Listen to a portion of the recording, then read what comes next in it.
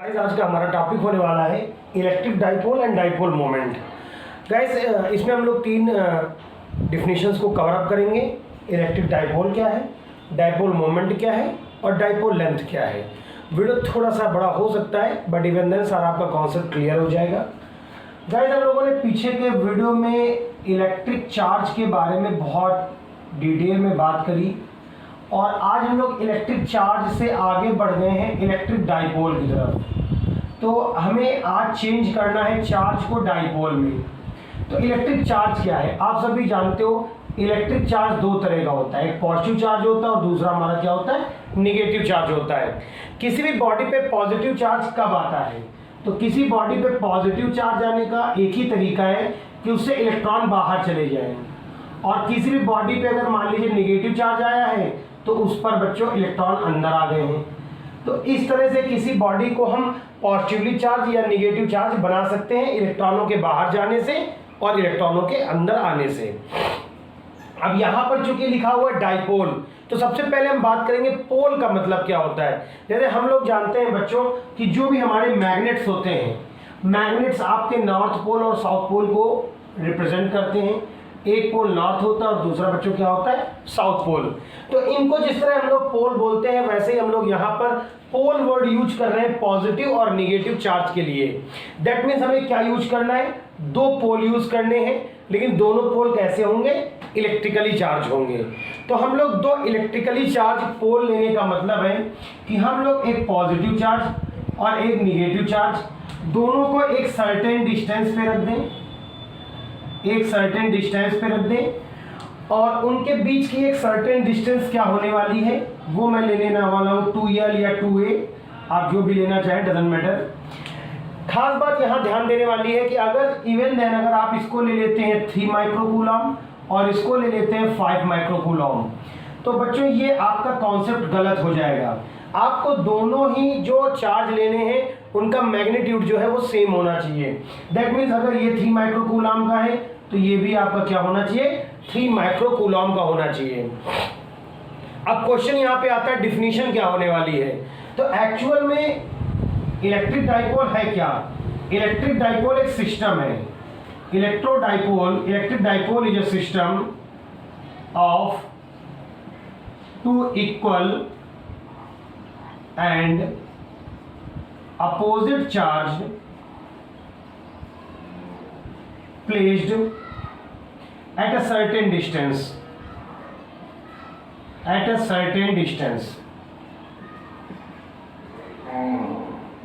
तो ये वैसे तो टाइम पास करने जैसी चीज़ है, लेकिन फिर भी मैंने डिफिनीशन यहाँ लिख दी है जिससे बच्चों आपको इससे हेल्प मिल सके।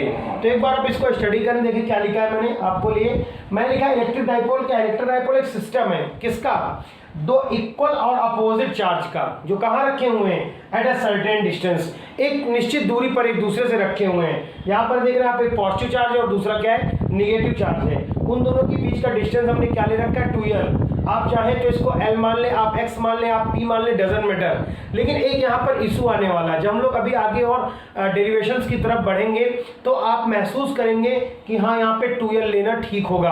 अब देखिए इसका कोई ना कोई सेंटर होगा यहाँ पे, जैसे इसका सेंटर मैंने यहाँ मान लिया ऊपर, तो इससे इसकी डिस्टेंस हो जाएगी बच्चों L और दूसरे वाले की भी डिस्टेंस क्या हो जाएगी बच्चों L। तो आप देख रहे हैं दोनों साइड का डिस्टेंस क्या होने वाला है, सेंटर से L होने वाला है। तो इन दोनों का जो डिस्टेंस है पॉजिटिव चार्ज से निगेटिव चार्ज का, वो कहलाता है डाइपोल लेंथ। तो मेरी एक डिफिनीशन यहाँ पे क्लियर हो गई कि डाइपोल लेंथ वो क्या होने वाला है। तो डाइपोल लेंथ का मतलब हो गया बच्चों हमारा 2L। तो एक डिफिनीशन आपका क्लियर हो गया, what is mean by the dipole length. तो दोनों पोल्स के बीच का जो गैप है, जो दोनों के बीच का डिस्टेंस है, उसको हम लोग क्या बोलते हैं, डाइपोल लेंथ। यहाँ पर क्या डाइपोल लेंथ हमने ली है, 2L। मैं फिर सजेस्ट करूंगा आपको 2L low, 2A low, X low, Y low, doesn't matter. लेकिन 2L या 2A लेने से बेनिफिट ये होता है कि थोड़ा आगे के डेरिवेशन में हमें ईजीनेस रहती है। आप अगर A लेंगे तो यहाँ A/2 और A/2 आ जाएगा, और ये बटे वाले बवाल तो बड़ा खराब, इससे तो बचते रहते हैं हरदम, ये अपॉन में नहीं है कुछ भी। ये डाइपोल लेंथ हो गया। तो हमने सबसे पहले आपको डिफाइन किया what is mean by the electric dipole. Electric dipole is a system of two equal and opposite charge placed at a certain distance. ये हो गया। फिर हमने आपको डाइपोल मोमेंट ले रखा है, लेकिन अभी हमने डाइपोल मोमेंट को डिस्कस नहीं करा है। अभी हम लोग कहाँ तक पहुंचे, what is mean by the electric dipole और what is mean by the dipole length. तो हिंदी मीडियम के बच्चे इसको द्विध्रुव आघूर्ण कहते हैं। तो ये द्विध्रुव आघूर्ण की लंबाई है और ये डेफिनेशन है द्विध्रुव की, डाइपोल की। तो डाइपोल में क्या होता है, एक पॉजिटिवली चार्ज आयन होता है और एक नेगेटिवली चार्ज होता है हमारा, और ये दोनों चार्ज एक निश्चित डिस्टेंस पे रखे होते हैं। और वो डिस्टेंस यहाँ 2l लग रहा होगा, बहुत बड़ी सी डिस्टेंस है, नहीं बच्चों बहुत छोटी सी डिस्टेंस है। इस 2 को पढ़ के आप घबराइएगा नहीं।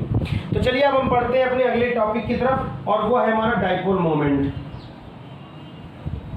तो गाइस डाइपोल मोमेंट क्या होने वाला है, बहुत ही आसान है।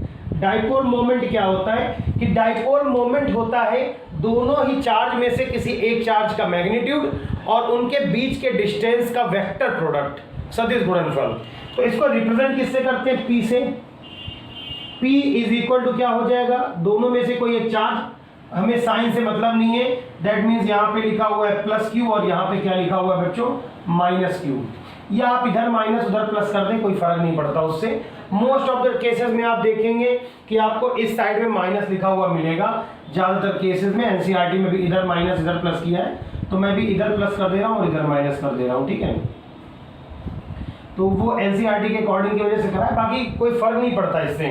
तो दोनों में से एक चार्ज का आपको मैग्नीट्यूड लेना है, दोनों तरफ Q लिखा हुआ है, चाहे पॉजिटिव साइन, पॉजिटिव निगेटिव आपको साइन मैग्नीट्यूड में नहीं लेना है, और उनके बीच का डिस्टेंस।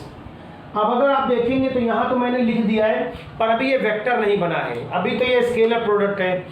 तो इसको वेक्टर कैसे बनाएंगे, मैं बड़ी देर से आपसे बोल रहा हूँ कि इन दोनों चार्ज के बीच के डिस्टेंस, और डिस्टेंस तो आप जानते हैं कि एक स्केलर क्वांटिटी है, एक अदिश राशि है। सदिश कैसे बन गई हमारी, तो बच्चों जब भी देखेंगे कि आप जो मैग्नेटिक लाइंस होती हैं, उसका भी एक सेपरेट वीडियो भी आएगा, उसको भी आप जरूर देखिएगा, मैग्नेटिक फील्ड लाइंस का। तो मैग्नेटिक फील्ड लाइन में हरदम जो मैग्नेटिक फील्ड लाइन है वो पॉजिटिव से बाहर की तरफ जाती हैं और निगेटिव में हरदम अंदर तरफ आती हैं। दैट मीन्स जो मैग्नेटिक फील्ड लाइन है उनका डायरेक्शन फिक्स होता है, या तो वो आउटवर्ड होगा या फिर वो क्या होगा आपका इनवर्ड डायरेक्शन में होगा। तो यहाँ पर जो बच्चों हमारा चार्ज का जो डायरेक्शन होने वाला है वो बच्चों भी यहाँ भी फिक्स ही होने वाला है, और वो डायरेक्शन हरदम होगा निगेटिव टू पॉजिटिव की तरफ, निगेटिव टू पॉजिटिव की तरफ। ध्यान देने वाली चीज ये होगी कि अगर मैं ये चार्ज यहाँ बना दूं, ये माइनस बना दिया चार्ज और ये प्लस, तो आप जब फिजिक्स में देखेंगे तो निगेटिव टू पॉजिटिव होगा आपका फिजिक्स में, और जब आप केमिस्ट्री में देखेंगे, मैं यहाँ पे आपको अंतर नहीं पढ़ा रहा हूँ लेकिन ऐसा अंतर देखने को मिलता है। तो केमिस्ट्री में आप देखते हैं कि जो डायरेक्शन ली जाती है वो पॉजिटिव टू कहाँ की तरफ ली जाती है, निगेटिव की तरफ, और फिजिक्स में निगेटिव से कहाँ ली जाती है, पॉजिटिव की तरफ। तो जो डायरेक्शन है ना बच्चों वो फिक्स होने वाली है, कहाँ से कहाँ की तरफ होने वाली है फिजिक्स में, निगेटिव टू पॉजिटिव। इसलिए हम लोग इसको जो है 2l को एक वेक्टर क्वांटिटी मान लेते हैं, और इस वजह से हमारा जो इलेक्ट्रिक डाइपोल है वो भी एक वेक्टर क्वांटिटी बन जाता है। तो ये तो हो गई वेक्टर क्वांटिटी आपकी डाइपोल। अब आता है इसके बाद यूनिट की बात। तो हम सबसे पहले बच्चों बात करेंगे एसआई यूनिट के बारे में। तो एसआई यूनिट की अगर गाइस हम बात करें तो आपको देखना होगा यहाँ पर क्या लिखा हुआ है, Q। देखिए Q तो यहाँ पर आपका वेक्टर क्वांटिटी नहीं हो सकता, वो तो स्केलर ही रहेगा। तो यहाँ पर बच्चों ये Q जो है इसका जो यूनिट होगी वो होगी कूलॉम, और ये लेंथ है इसकी यूनिट होगी मीटर। तो इसका जो एसआई यूनिट निकल के आएगा कूलॉम मीटर निकल के आएगा। तो एसआई यूनिट तो आप कूलॉम मीटर लिख सकते हैं। इसके अलावा एसआई यूनिट के अलावा इसका एक नॉन एसआई यूनिट भी होता है, नॉन एसआई यूनिट, और वो होने वाला है स्टैट कूलॉम पर सेंटीमीटर। अब गाइस इसको जरा देखिएगा, स्टैट कूलॉम पर सेंटीमीटर, जो यहाँ पर सेंटीमीटर लिखा है वो तो सीजीएस सिस्टम से आया है, और जो स्टैट कूलॉम लिखा हुआ है वो कूलॉम्स का एक छोटा यूनिट है। तो इसकी वैल्यू कितनी होती है वो देख लीजिए, स्टैट कूलॉम और कूलॉम में। पहले मैं एक तीसरी भी यूनिट लिख दूँ, ये एसआई यूनिट है, नॉन एसआई यूनिट है, एक और बनाई गई और उसको बोला गया डिबाई। डिबाई स्पेलिंग में भी different in different books, DEBYE ऐसा लिखा होता है, DEBY भी लिखा मिलेगा, और आपको कुछ जगहों पे यहाँ DEBY लिख देते हैं बच्चों, DEBYE डिबाई। तो ये मीनिंग्स का पोर्शन है, ठीक है। तो इसका एक यूनिट डिबाई लिया गया है। अब एक डिबाई में आप देखिए पहली बात तो कितने स्टैट कूलॉम होते हैं, तो 1 debye is equal to the 10 to the power -18 stat coulomb पर सेंटीमीटर भी लिखना है। तो एक डिवाई में आपका इतना निकल के आना आना 10⁻⁻18 स्टैट कूलॉम सेंटीमीटर।